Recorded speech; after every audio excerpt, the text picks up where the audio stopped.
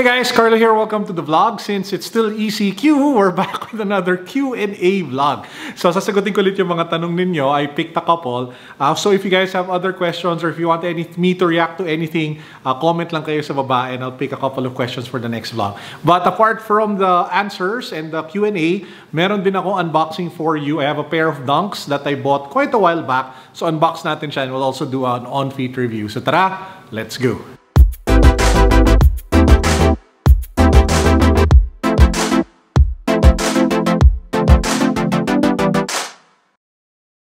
So in my previous video, I mentioned that hindi ko kilala ko sino to and I treasure it and it's here because regalo siya from DJ Big Boy Cheng. So may nag-comment kung sino ba siya. From Christian Fernandez, the bear brick is Tofu Uyako by Devil Robots Chief. So Christian, maraming salamat. From Spectre Vint, question, have you tried assembling model kits or gunpla? Brother, pasensya na pero wala akong pasensya when it comes to stuff like that. What I do is I work with the guy, his name is Mike Silbor. If ever man bibili ako ng gunpla or yung nabili kong gunpla in the past, his service is he assembles it and he paints it and he customizes it. So, meron ako actually isa dito yung gunpla na vape. I'll show a video of it somewhere here. And yan, siya yung tumira niyan, siya yung nag-assemble. Di naman sobrang laki. But we are working on something together. I bought like a really kick-ass kit. Ang ginagawa niya ngayon, pinipaint niya, kino-customize niya, tapos sasali namin sa competition. Okay, so one question I keep getting asked about is the P or the Pi network. So, from Roy Brent, Mirando, nice video. Sir Carlo, can you make a video about Pi network? Thanks, sir, and more power. From Prince Bonus, sir, ano masasabi nyo sa P Network, Pi Network? Dami na kasi kumakalat about dito. From Myrich Orero, Sir Carlo, opinion sana tungkol sa Pi Network, nagbo-boom kasi. So, sagutin natin yan. Now, pagdating sa mga cryptocurrency, actually in life in general, I seek the advice of the experts before I get into anything.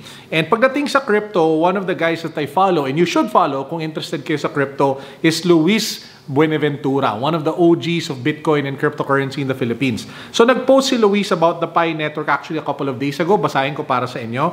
So ito yung sinasabi niya. You become a member of the Pi Network by downloading the Pi app and then basically just sit there and watch your Pi balance go up slowly every few seconds. Now, if you scroll down dun sa post ni Luis, meron siyang conclusion dun. Ginawa niya yung math, what you can potentially earn. And ito medyo nag-check out naman. Ang sabi niya, just bear in mind that even with the most or with this optimistic forecast, all you'll have after waiting for a year is $100, which is coincidentally what I made playing Axie Infinity for 4 days. In short, kung totoo man to, kung legit man to, at talagang sobrang totoo siya, which I personally doubt it because of the transparency issues nga, the most you can make is $100.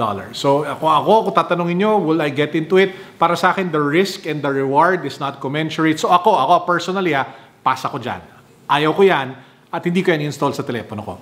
Now, this next question is from Style Gentleman PH. And I will answer this in another vlog. Pero so imagine nyo na lang, teaser to for an episode later this week. Kasi sobrang ganda ng tanong niya. So ang tanong niya, if you would like to keep 3 watches and 3 kicks as the last, parang watch and kick standing, in your collection, what would your picks be and why? Ang ganda ng tanong. So, Stylish Gentleman PH, I will definitely answer this. Abangan nyo lang. And one last question before we get to the sneaker unboxing. So, from Cesar Luis Rimando, dahil kakatapos lang ng The National in the US, which is the biggest card show, they want to go to the National next year. And who you gonna buy except for Trey Young, which is your PC? Ang sagot ko dyan, dalawa.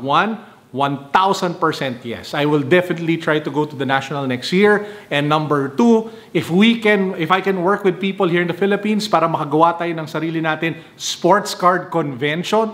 Imagine sport card sneakers, tas toys, tas collectibles, tas convention. Mind blown. Sobrang exciting yon.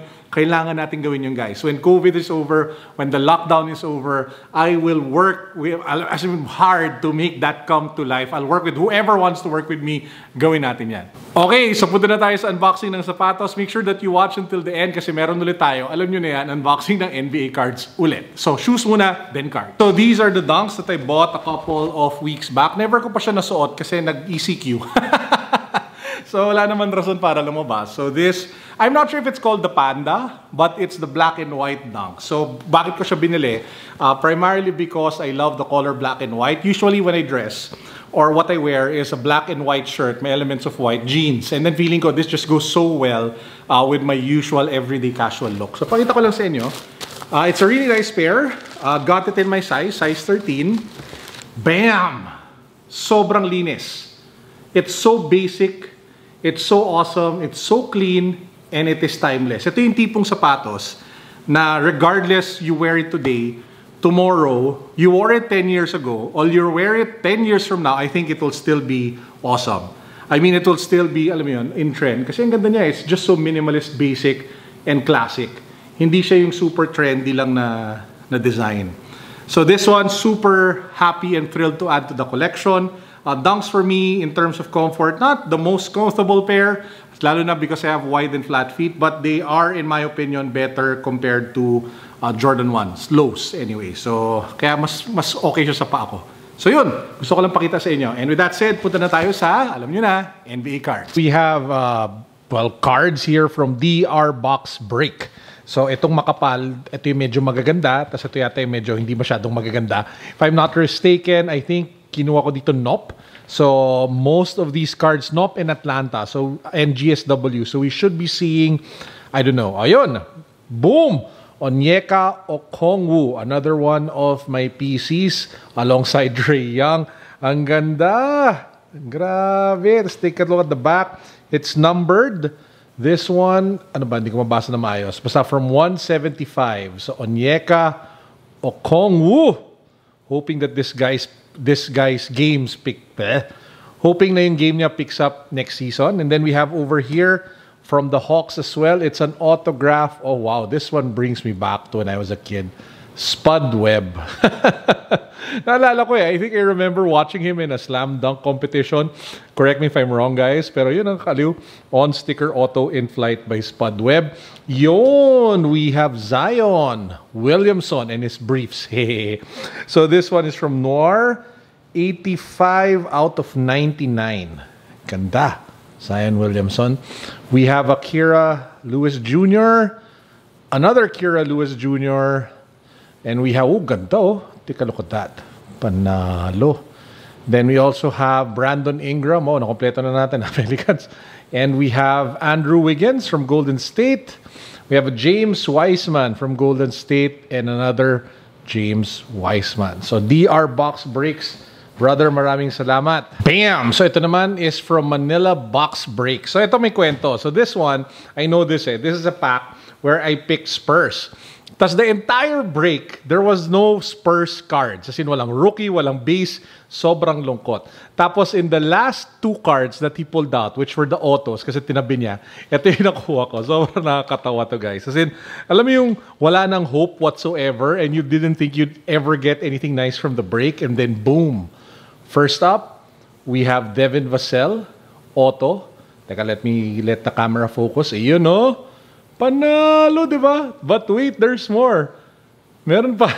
Pati si Trey Jones. Di ba? Auto. Grabe. Alam mo yung wala ka na talagang pag-asa. You had no hope that you would get anything from the break. And then these two cards would pop up. Winner. So the Devin Vassell card is 241 over 249. The Trey Jones is 64 out of 99. Walo. Grabe. So tabi natin yan. So again, from Manila Box Breaks. We also have this pack from them. So I think ito yung marami ako sinalihan na teams If I remember correctly, I joined the Lakers, Celtics, and then Charlotte. Nanalo ako sa team random nila. So for Boston, we have Peyton Pritchard. We have tricolor Peyton Pritchard over here. Ang ganda. Nice. I really like select cards. Sometimes more than prisms. We have LeBron James. Woo, sweet. We have another LeBron James. Widescreen. Hindi ko alam kung tawag ko dito. Disco na parallel, but looks really nice. We have another LeBron James. Disco parallel yata tawag ito. Fireworks. Please let me know in the comment section ano ba talaga tawag dyan. Di ko talaga alam what it's called We have a Shaquille O'Neal. Fearless. Si Shaq is one of my idols when it comes to off the court. I mean, the business sense of this guy is just insane.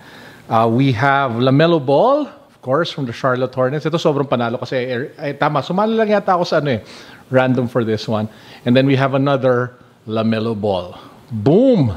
So yun, let me know what you guys think of our video for today. We did a quick Q&A, we did a couple of, one sneaker unboxing, and we took a look at some of the NBA cards that I recently picked up. So comment lang kayo sa baba if you want me to react to anything more. Just let me know what your questions are. And again, as usual, I'll try my best to get to as many of you as possible. And with that said, I hope you guys are all doing fine. Peace. God bless. What's up? Boom.